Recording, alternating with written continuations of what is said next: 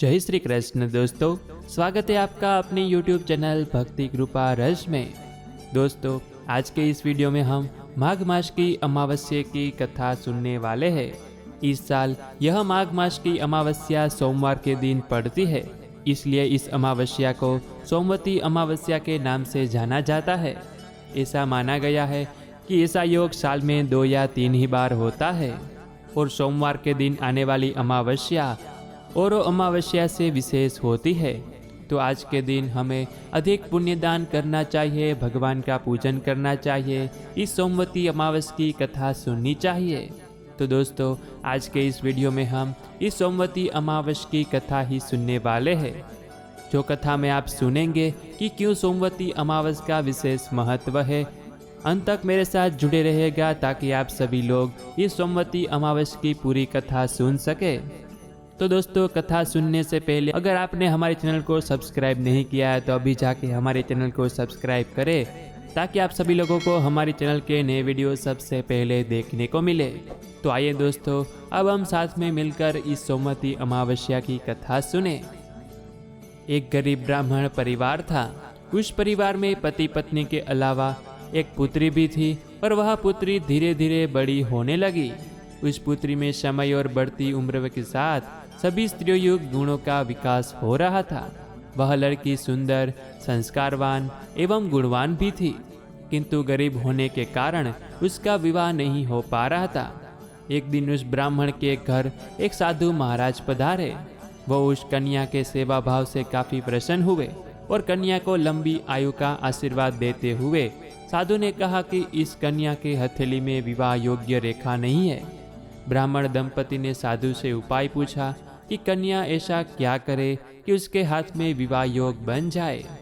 साधु ने कुछ देर बाद विचार करके अपनी अंदर दृष्टि से ध्यान करके बताया कि कुछ दूरी पर एक गांव में सोना नाम की धोबिन जाति की एक महिला अपने बेटे और बहू के साथ रहती है, जो बहुत ही आचार विचार और संस्कार संपन्न तथा पति परायण है। यदि यह कन्या उसकी सेवा करे और वह महिला उनकी शादी में अपना मांग का सिंदूर लगा दे तो उसके बाद इस कन्या का विवाह हो तो इस कन्या का वैधव्य योग मिट सकता है। साधु ने यह भी बताया कि वह महिला कहीं आती जाती नहीं है। यह बात सुनकर ब्राह्मण ने अपनी बेटी से धोबन की सेवा करने की बात कही। अगले दिन कन्या प्रातः काले उठकर सोना धोबिन के घर जाकर साफ सफाई और अन्य सारे काम करके अपने घर वापस आ जाती थी। एक दिन सोना धोबिन अपनी बहू से पूछती है कि तुम तो सुबह ही उठकर सारे काम कर लेती हो और पता भी नहीं चलता है। बहू ने कहा, माँ जी, मैंने तो सोचा कि आप भी सुबह उठकर सारे काम खुद ही खत्म कर लेती है, मैं तो देर से उठती हूँ। और इस पर दोनों सासू बहू निगरानी करने लगी कि कौन है जो सुबह ही घर का सारा काम करके चला जाता है। कई दिनों के बाद धोबिन ने देखा कि एक कन्या मुंह अंधेरे घर में आती है और सारे काम करने के बाद चली जाती है। जब यह जाने लगी तो सोना धोबिन उसके पैरों पर गिर पड़ी और पूछने लगी कि आप कौन है, इस तरह छुपकर मेरे घर की चाकरी क्यों करती है। तब कन्या ने साधु द्वारा कही सारी बात कही और सोना धोबिन पति परायण थी, उसमें तेज भी था। वह तैयार हो गई और सोना धोबिन के पति थोड़ा अस्वस्थ थे और उसने अपनी बहू से अपने लौट आने तक घर पर ही रहने को कहा। सोना धोबिन ने जैसे अपने मांग का सिंदूर उनकी कन्या में लगाया, उसका पति मर गया और उसे इस बात का पता चल गया कि वह घर से निराजली चली थी और यह सोचकर ही रास्ते में कहीं पीपल का पेड़ मिलेगा तो उसे भौरी देकर और उसकी परिक्रमा करके जल ग्रहण कर लेगी। उस दिन सोमवती अमावस्या भी थी, तो ब्राह्मण के घर में मिले पुए पकवान की जगह उसने ईंट के टुकड़ों से 108 बार भौरी देकर 108 बार पीपल के पेड़ की परिक्रमा की और उसके बाद जल ग्रहण किया। ऐसा करते ही उसके पति के मुर्दा शरीर में वापस जान आ गई और धोबिन का पति वापस जीवित हो गया।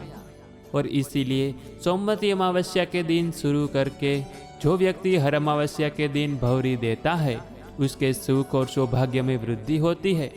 पीपल के पेड़ में सभी देवताओं का वास होता है, अतः जो व्यक्ति हर अमावस्या को न कर सके तो वह सोमवार को पड़ने वाली अमावस्या के दिन 108 वस्तुओं की भवरी देकर सोना धोबीन और गौरी गणेश का पूजन करता है, उसे अखंड सौभाग्य की प्राप्ति होती है। ऐसी प्रचलित परंपरा है कि पहली सोमवती अमावस्या के दिन धान, पान, हल्दी, सिंदूर और सुपारी की भवरी दी जाती है। उसके बाद की सोमवती अमावस्या को अपने सामर्थ्य के हिसाब फल, मिठाई, सुहाग सामग्री और खाने की सामग्री इत्यादि की भवरी दी जाती है और फिर भवरी पर चढ़ाया गया सामान किसी सुपात्र ब्राह्मण, ननंद या भांजे को दिया जा सकता है। यह ध्यान रखें कि यह भवरी का सामान अपने गोत्र या अपने निम्न गोत्र में दान नहीं देना चाहिए। तो दोस्तों, आज के इस वीडियो में हमने सोमवती अमावस्या की कथा सुनी। तो अब आप सभी लोगों को इस अमावस्या का महत्व के बारे में पता चल गया होगा। तो दोस्तों, इस दिन अवश्य व्रत कीजिएगा और अगर व्रत न हो सके तो आज के दिन इस कथा को अवश्य श्रवण कीजिएगा। आपको इस कथा सुनने का अवश्य फल की प्राप्ति होगी। तो दोस्तों, आशा रखता हूँ कि आप सभी लोगों को यह वीडियो पसंद आया होगा। तो वीडियो को लाइक करके अपने दोस्तों को भी शेयर कीजिएगा ताकि वे सभी लोग भी इस सोमवती अमावस्या की कथा सुने। तो दोस्तों, इसी के साथ अब मैं विदा लेता हूँ। मिलते हैं फिर से एक नए वीडियो में। तब तक के लिए आप सभी लोगों को हमारे चैनल की ओर से जय श्री कृष्ण। धन्यवाद।